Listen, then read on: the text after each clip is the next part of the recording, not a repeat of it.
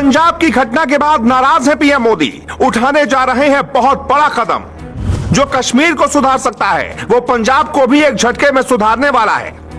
Canada से America तक शुरू होगा मिशन, भरोसेमंद अधिकारियों की टीम तैयार। पंजाब को लेकर पीएम मोदी उस दिन से टेंशन में हैं जिस दिन उनका काफिला रोका गया था। पीएम मोदी का काफिला रोककर उन्हें घेरने की तैयारी करने की हिमाकत जिसने भी की उसको सरकार जल्द ही बेपर्दा करेगी। पंजाब में मूसेवाला के साथ जो हुआ वो मोदी के घाव पर नमक है, इसलिए पंजाब से लेकर कनाडा तक शुरू होगा ऑपरेशन क्लीन। हम आपको बताने वाले हैं मोदी की उस टीम के बारे में जो पंजाब में बढ़ रहे आतंक, बढ़ रहे गैंगवॉर और बढ़ रहे खालिस्तानी समर्थन को जड़ से मिटाने की तैयारी कर रही है। पंजाब से ज्यादा हालात खराब कनाडा के हो चुके हैं, इसलिए कनाडा सरकार मोदी से हाथ मिलाकर कनाडा और पंजाब दोनों को खालिस्तान और गैंगवॉर से मुक्ति दिला सकती है। साल 2021 में कनाडा सरकार के आदेश पर वहां की पुलिस ने ऑपरेशन चीता तैयार किया।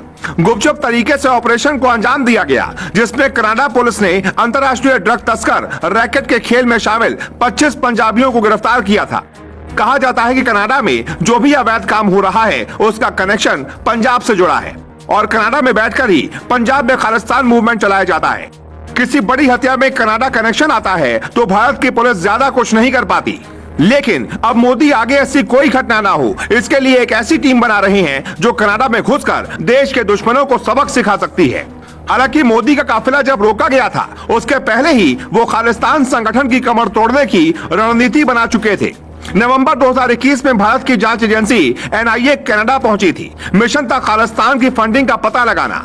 हवाला के पैसे कैसे भारत में पंजाब को जलाने की तैयारी कर रहे हैं इसकी खोजबीन की गई। इस घटना के कारण खालिस्तान संगठन काफी नाराज हुआ और जनवरी 2022 में मोदी का काफिला रोका गया, जिसमें खालिस्तान संगठन का नाम भी सामने आया था। कनाडा में ऑपरेशन के तहत पता लगाया गया कि Sikh for justice, Babbar Khalsa international, Khalistan tiger force और खालिस्तान जिंदाबाद फोर्स जैसे खालिस्तानी आतंकवादी संगठनों को कनाडा में कौन मदद पहुंचा रहा है। इसके लिए एनआईए के अधिकारियों ने कनाडा के सरकार के साथ मिलकर एक रिपोर्ट तैयार की थी।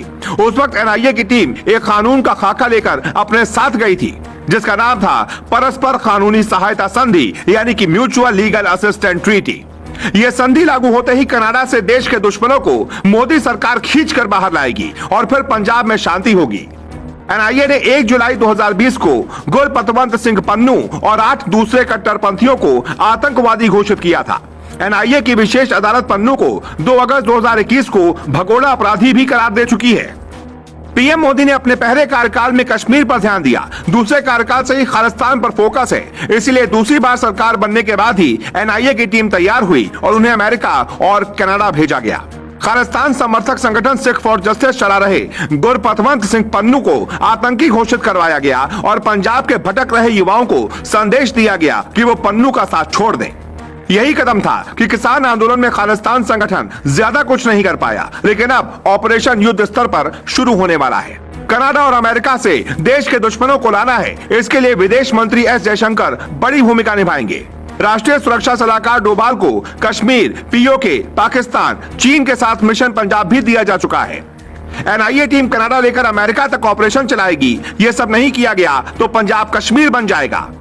पंजाब के कुछ सीनियर नेता भी पीएम मोदी के इस प्लान में शामिल हैं, जो लगातार केंद्र सरकार के संपर्क में हैं। जब 1947 में अंग्रेज भारत को 2 देशों में बांटने की योजना बना रहे थे, तभी कुछ सिख नेताओं ने अपने लिए अलग देश खालिस्तान की मांग की थी।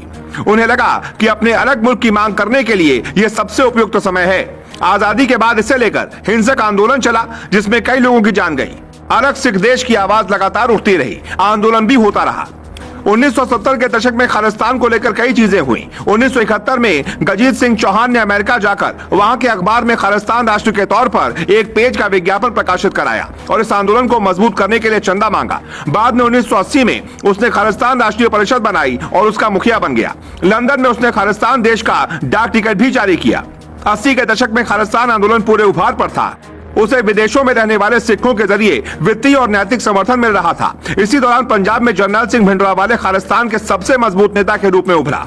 उसने स्वर्ण मंदिर के हरमंदिर साहिब को अपनी गतिविधियों का केंद्र बनाया, लेकिन इंदिरा गांधी ने ऑपरेशन ब्लू स्टार बनाया और भिंडरावाले को मार गिराया। स्वर्ण मंदिर को सरकार ने आजाद करवाया। कहानी तो लंबी है, लेकिन आजादी के बाद से कश्मीर की तरह खालिस्तान का मुद्दा भी पूरी तरह दफन नहीं हो सका। हालांकि अब देश की जनता को लगता है कि जो कश्मीर सुधार सकता है वो पंजाब को भी खालिस्तानियों से बचा लेगा। Bureau report.